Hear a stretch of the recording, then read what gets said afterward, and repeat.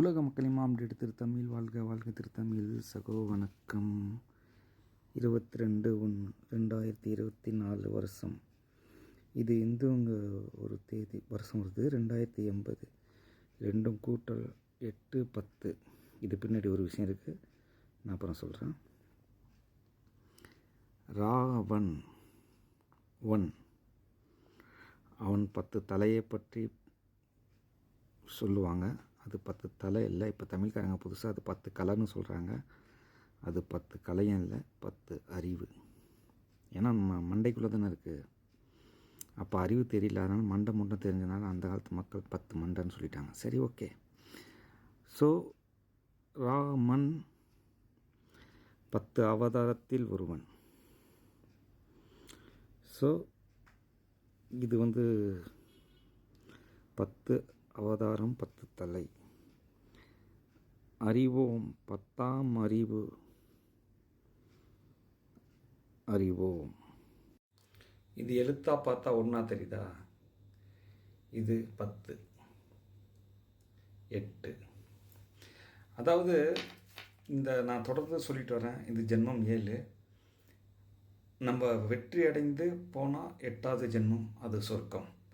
நரகம் என்பது மறுபடியும் 7லே கர்மா என்னும் விஷயத்தில் இருந்துட்டால் அது 7லே நின்றுடும்.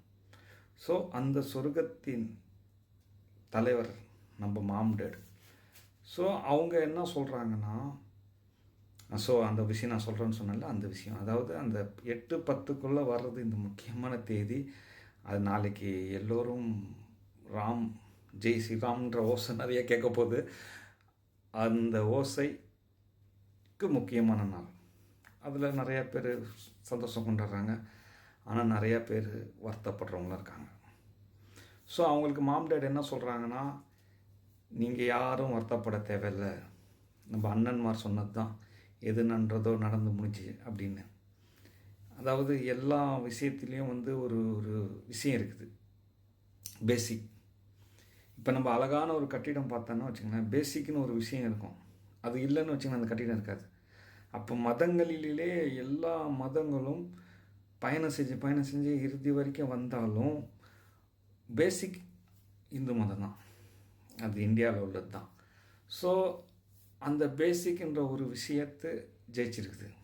இப்போ இதில் நிறையா பேர் வருத்தப்படுறவங்க, கண்டிப்பாக வருத்தப்படாதீங்க, மன்னித்திடுங்கள். அதில் நீங்கள் மனசில் எதுவும் கஷ்டம் கொண்டு வராதிங்க, இது வெறுப்பு வைக்காதீங்க. காரணம் என்னென்னா, அவர்களை சந்தோஷம் விட்டு கொடுத்த மாதிரி இருக்கட்டுமே அப்படின்ற மாதிரி ஒரு விஷயம் இருக்குது. ஏன்னா வரலாறில் அவங்க என்ன சொல்கிறாங்கன்னா, வரலாறில் சத்தியத்தை தேடாதீங்க. ஏன்னா அதை எப்போவுமே எடுக்க முடியாது. ஏன் உங்கள் குடும்பத்துக்குள்ளேயே ஒரு ஒரு கூட்டு குடும்பமாக இருக்கிற ஒரு குடும்பத்தில் பிரச்சனை நடக்கும்போது ஒவ்வொருத்தவங்களும் நம்ம தனித்தனியாக கேள்வி கேட்கும்போது அவங்க தான் பக்கம் தான் நியாயம் இருக்கிற மாதிரி பேசுவாங்க. அதுவே கண்டுபிடிக்க முடியாது. அதனால தான் எத்தனையோ பிரச்சனைகள் உண்மை கண்டுபிடிக்க முடியாமல் இருக்கும். அதனால் ஒரு வரலாறு நம்ம பார்க்கல, கண்ணால் எதுவுமே பார்க்கல, ஒரு வரலாறு நடந்து முடிஞ்சிருக்கு. இப்போ அந்த வரலாறை நீங்கள் கேட்டால் அது பொய்யே உண்மையும் பார்க்காதீங்க. ஆனால் அந்த வரலாறு கேட்கும் பொழுது நம்ம இவனை மாதிரி ஒரு நல்லவனாக இருக்கணும் அப்படின்னு உங்கள் மனசில் தோணுச்சுன்னா அந்த வரலாறை நம்புங்க. இவனை மாதிரி ஒரு கெட்டவனாக இருக்கக்கூடாது அப்படின்னு நினச்சிங்கன்னா இந்த வரலாறு நம்புங்க. ஏன்னா அந்த வரலாறில் ஒரு ஒரு உங்களை ஒரு சமத்துவம், எல்லோரும் சகோதரர்கள், எல்லோரும் மேலே ஒரு அன்பு அப்படின்ற மாதிரி ஒரு வரலாறில் ஒரு ஃபீலிங்கான மட்டும் அந்த வரலாறை நம்புங்க. வெறுப்பு உணர்வு வரக்கூடிய வரலாறை நம்பாதீங்க அப்படின்னு தான் சொல்கிறாங்க. அதனால என்ன நடந்து அதில் சத்தியத்தை தேடாதீங்க. நடந்து முடிஞ்சிருச்சு, இனி நம்ம நல்லா இருக்கட்டும், வாழ்த்துங்கள். ஏன்னா இதில் வருத்தப்படுறவங்க இருக்காங்களா, அவங்களுக்காக சொல்கிறேன். ஏன்னா எல்லோரும் மாம் டாடின் பிள்ளைகள் தான், சரிங்களா? எல்லாம் ஒரு ஒரு ஒரு திருவிளையாடல்னு வச்சுங்க, சரிங்களா? ஆனால் 2 பேர் உடைய அந்த கதை உங்களுக்கு தெரியும். அதுலேயும் இன்றைக்கும் விவாதம் போயிட்டு தான் இருக்குது.